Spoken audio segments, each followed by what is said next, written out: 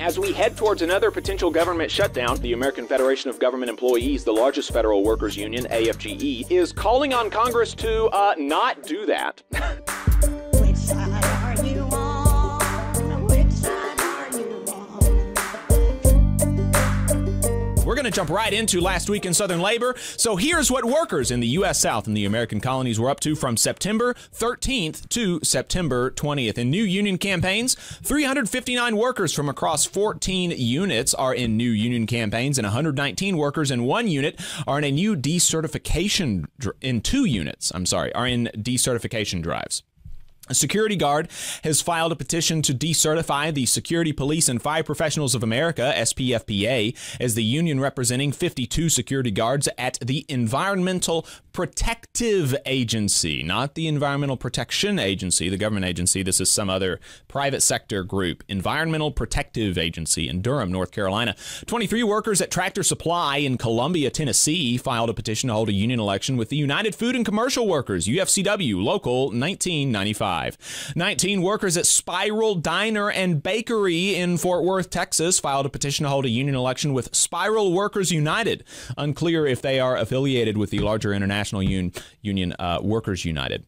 15 workers at Penn Hall Company in Austell, Georgia, filed a petition to hold a union election with the International Union of Operating Engineers, IUOE, Local 926. 27 workers at Hinchcliffe Acquisition in Hendricks, West Virginia, filed a petition to hold a union election with the Teamsters, Local 175. 7 workers at Ferguson Enterprises in Riviera Beach, Florida, filed a petition to hold a union election with the United Association of Plumbers and Pipe Fitters, UA, Local 630. 1 worker at South Kentucky Rural Electric Cooperative Corporation in Somerset, Kentucky, filed a petition to hold a union election with the International Brotherhood of Electrical Workers, IBEW, Local 2100.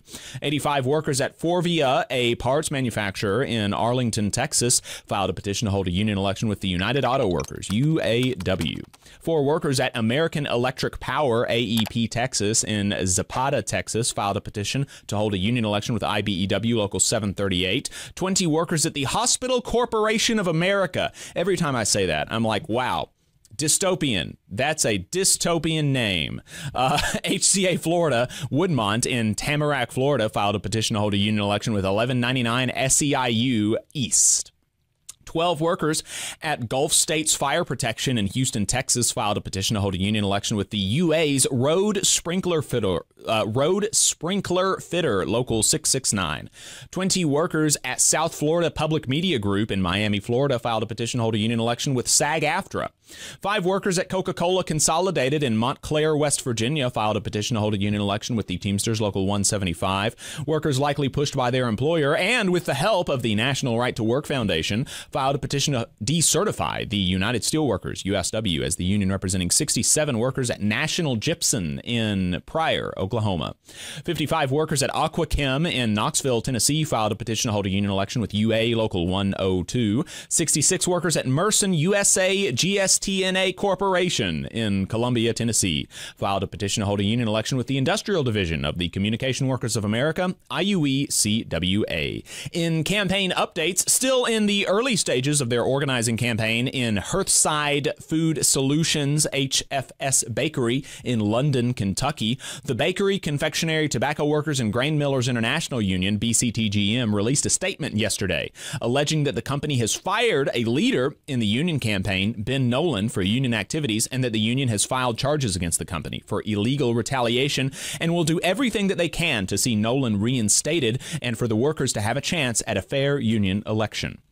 Workers at the Monongalia County Assessor in Monongalia, West Virginia, finally get a union election with the United Mine Workers of America, UMWA, to take place on September 26th after months of stalling by the employer.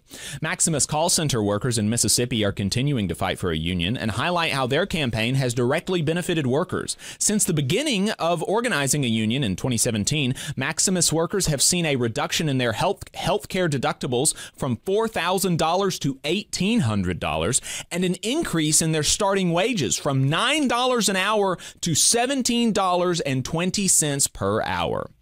Hey, 5 seconds. Just wanted to say that this is only possible because of our donors. If you want to see more of this, then consider donating yourself at tvlr.fm/donate.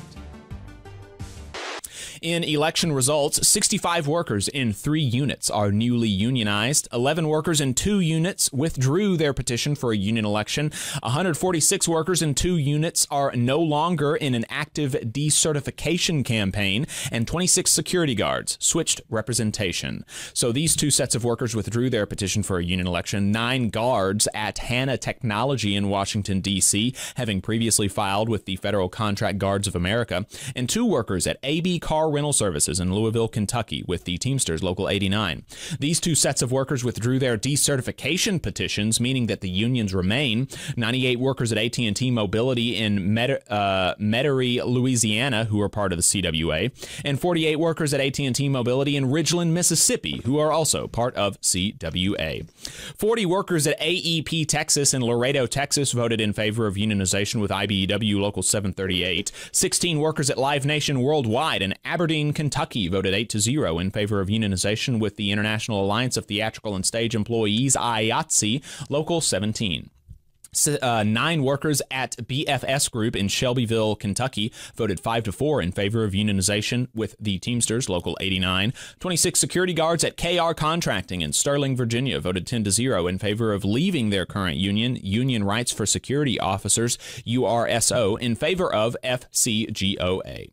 In settlements, grievances, and unfair labor practices, AL.com has a report out on how an Alabama principal was fired allegedly for being gay and how she is fighting to get her job back. In strikes and bargaining updates, members of the San Antonio Professional Firefighters Association, an IAFF affiliate, voted to accept a new contract with the city that includes a 21% raise over 3 years with 97% approval. After a 2-week strike against JTRAN, a bus company in Jackson, Mississippi, the Amalgamated Transit Union, ATU Local 1208, got a tentative agreement, and workers ratified it. GE workers in Louisville, Kentucky, unionized with IUE-CWA Local 761, held a rally last week ahead of their upcoming contract expiration. Stellantis CEO Carlos Tavares has heard the criticism coming from all sectors of stakeholders in the company, from workers to the dealerships, and has said, "No, you're all wrong," in a statement last week. "We are barely more than a week away from an East Coast longshore strike that could have an economic impact of nearly $4 billion per day, with neither side giving in. While the White House could invoke Taft-Hartley to stop the strike, they were unequivocal when asked about it, saying that we've never invoked Taft-Hartley to break a strike and are not considering doing it now." A shuttered Canton, North Carolina mill may have a new owner soon. It's unclear at this point where that leaves the union that previously represented workers at the plant, if they automatically represent workers at a new mill, or if they would have to organize from scratch. The month-long strike of 17,000 CWA members in the South against AT&T has ended with a tentative agreement that raises wages by 19% over 5 years, adds MLK Day as a paid holiday, and adds 5 sick days. Members will now vote on whether or not to accept the deal. The UAW began bargaining with Volkswagen in Chattanooga, Tennessee last week. In political and legislative updates, Freddie Brewster has a new piece in The Lever detailing how J.D. Vance is spearheading a lawsuit aimed at further weakening existing campaign finance laws. Elon Musk is attempting to build the world's largest supercomputer in the largely black West Memphis, Tennessee. These supercomputers and AI powering facilities have significant levels of pollution, and apparently Musk's team has not even met with the city council about mitigation of the pollution, much less community groups. Some city council members report learning about the acquisition of the facility by Musk on the news.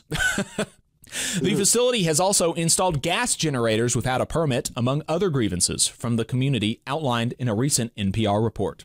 A Trump judge in Texas has granted an injunction in favor of a company, arguing that the NLRB is unconstitutional.